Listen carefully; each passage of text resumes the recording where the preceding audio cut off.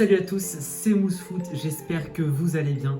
On se retrouve aujourd'hui pour débriefer et réagir au Ballon d'Or 2022, la 66e édition. Donc bien évidemment, comme vous l'avez tous compris, c'est Karim Benzema qui a été élu Ballon d'Or. Mais revenons juste très vite sur le classement complet, notamment les 10 derniers, que moi je trouve pas forcément logique. Donc pour ce qui est du podium, 1 Benzema, 2 Mané, 3 De Bruyne, 4 Lewandowski, ça j'ai pas de souci. Après c'est plus Salah 5e et Mbappé 6e. Pour moi, Modric, Vinicius et Courtois devaient être devant largement. Ils ont été exceptionnels cette saison, mais bon, on connaît le principe des votes et la façon dont ça fonctionne. Et bien évidemment, bon, Mbappé qui a une certaine autorité va être mieux classé qu'un Courtois ou qu'un Vinicius qu'on fait en fait en réalité une meilleure saison. Très vite aussi, féliciter Gavi pour le trophée du meilleur jeune, Robert Lewandowski pour son trophée en tant que meilleur buteur, celui qui a mis le plus de buts cette saison, c'est quand même exceptionnel, hein. Le mec a encore claqué énormément de buts et on sait tous qu'il aurait dû en avoir un de Ballon d'Or, mais il ne l'a pas eu. C'est féliciter aussi Manchester City qui est le club de l'année, féliciter aussi Sadio Mané qui a reçu un prix en tant que pour des actions militaires, et féliciter aussi bien évidemment le Ballon d'Or féminin, Alexia Putellas, pour la 2e année consécutive. Félicitations à eux tous, bien évidemment. Donc maintenant, c'est le moment de parler de Benzema. Donc déjà, c'est une énorme fierté pour les Français, quoi, parce que c'est seulement le 5e Ballon d'Or français après Michel Platini, Zinedine Zidane, Raymond Kopa, Jean-Pierre Papin et donc Karim Benzema, ce qui nous fait 5. Le dernier, c'était bien évidemment Zidane en 1998, donc c'est lui en plus qui lui a remis le trophée, donc c'était assez fort comme moment. Donc Benzema, en fait, c'est le meilleur joueur de la saison, c'est le meilleur joueur au monde la saison dernière, il y a aucun débat là-dessus.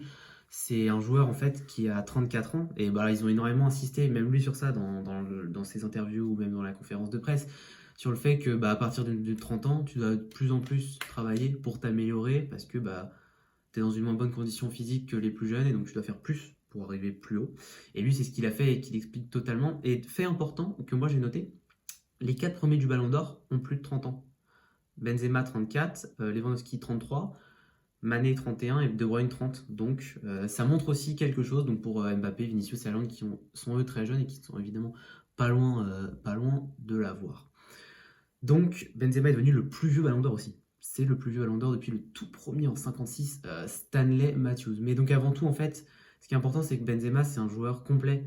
Il est capitaine du Real. C'est une légende du Real Madrid. On a vu cette photo où il y a Florentino Pérez, avec les anciens Galactiques, Figo, Ronaldo et Zidane. Et Benzema au milieu, elle est magique cette photo. Enfin, voilà, donc le gars, c'est une légende du plus grand club du monde. Il est capitaine du plus grand club du monde. Il a porté le Real sur ses épaules après le départ de Ronaldo. En fait, ça part de là, le départ de Ronaldo qui lui laisse beaucoup plus de place.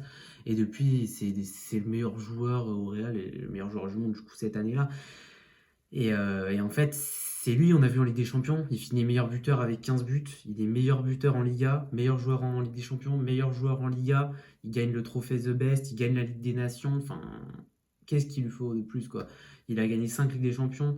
Ça, c'est des stats, mais en fait, c'est dans le jeu parce qu'on voit qu'il a une aura, c'est le capitaine, donc c'est lui qui va parler aux joueurs, qui vient parler aux plus jeunes, que ce soit Rodrigo ou Vinicius, et il va apporter ça, et maintenant il a cette expérience, et qui est super importante, et on la voit aussi dans le jeu, quand il prend un ballon, en fait c'est un numéro 9 et on a cette image du numéro 9 comme un Lewandowski qui est capable de marquer énormément, et Benzema il est capable de marquer énormément, et il est aussi capable de participer au jeu.